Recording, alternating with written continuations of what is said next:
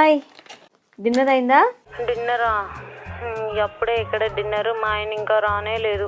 మా ఆయన ఏమన్నా మీ ఆయన లాగా గవర్నమెంట్ ఉద్యోగస్తుడు అనుకున్నావమ్మా? 5 వచ్చేసి హాయిగా కూర్చొని నీతో టైం స్పెండ్ చేయడానికి. నువ్వు అనుకుంటున్నావు అలాగా. ఒకప్పుడు గవర్నమెంట్ జాబ్లో ఆఫీసులు ఎలా ఉండేవో నాకు తెలియదు, కానీ ఇప్పుడు మాత్రం అలా కాదు.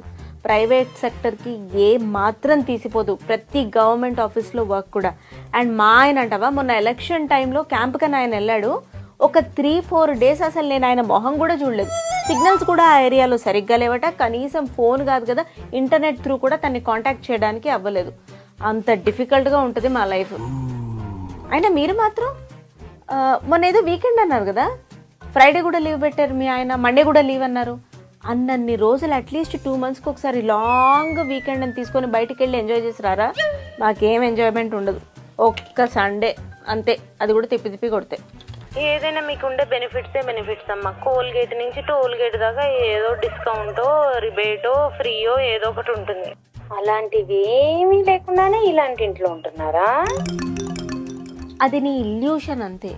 మా ఆయన ఎంతో కష్టపడి ఉద్యోగం తెచ్చుకుంటే, ఆ తర్వాత ఎంతో సేవింగ్ చేస్తే, ఆ తర్వాత మా పేరెంట్స్ అండ్ ఇన్‌లాస్ సపోర్ట్ చేస్తే